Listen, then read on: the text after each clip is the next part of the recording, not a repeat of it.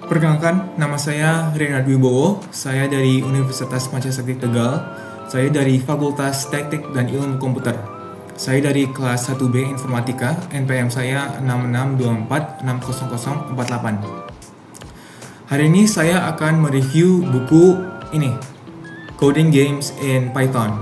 Dari penerbitnya adalah DK, atau juga biasa disebut Dorling Kindersley Limited.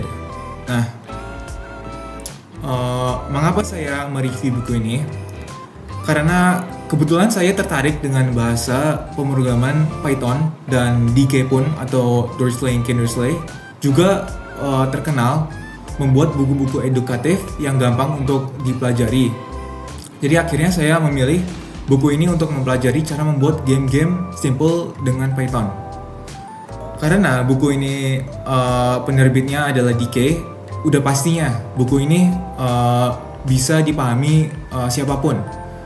Sebelum saya membaca buku ini juga, saya sebenarnya juga nggak tahu apa-apa tentang pemrograman Python. Untungnya buku ini menjelaskan dengan detail apa itu Python, cara menginstal Python, dan cara membuat program pertamamu di Python.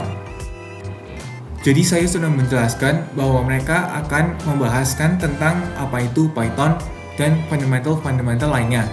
Di bab 1 mereka akan membahas tentang dasar-dasar Python dan cara menginstal Python. Di bab 2 mereka akan membahaskan tentang teori-teori Python, yaitu misalnya variabel apa, input apa, print apa, dan lain-lainnya.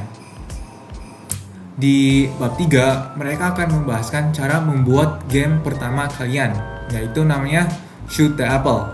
Permainan penembak sederhana ini adalah yang cukup menyenangkan dan juga cukup simpel. Untuk melatih bidikan Anda saat apel muncul, klik di atasnya untuk menembak apel itu. Bidik dengan hati-hati karena jika Anda meleset sekalipun, permainan sudah berakhir. Nah, sehabis bab 2 ini, buku ini penuh untuk latihan-latihan kecerdasanmu. Karena sehabis bab 2, bab-bab yang lain membahas tentang membuat aneka banyak game seperti quiz game, collect the gold, dan shoot the balloon, dan lain-lainnya. Jika Anda khawatir tidak akan memahami penjelasan dalam buku ini, jangan khawatir, karena buku ini akan memastikan tidak ada pertanyaan yang tidak terjawab. Buku ini akan menjelaskan langkah demi langkah proses pembuatan setiap game, dan tidak hanya itu, buku ini juga menyediakan gambar-gambar di sepanjang prosesnya untuk membantu Anda. Menurut saya, buku ini sangat bagus untuk para pemula yang tertarik dengan Python dan ingin belajar Python. Salah satu alasan kenapa buku ini menurut saya bagus untuk para pemula adalah karena penjelasannya yang sangat simple tapi juga efektif, yang juga dibantu oleh gambaran-gambaran yang kreatif dan lucu.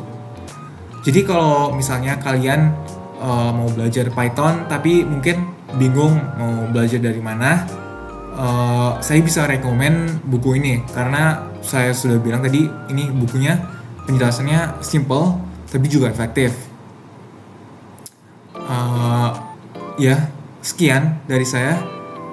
Semoga kalian bisa sukses belajar Python dengan buku ini dan membuat program atau game pertama kalian dengan bantuan buku ini. Ya, bye.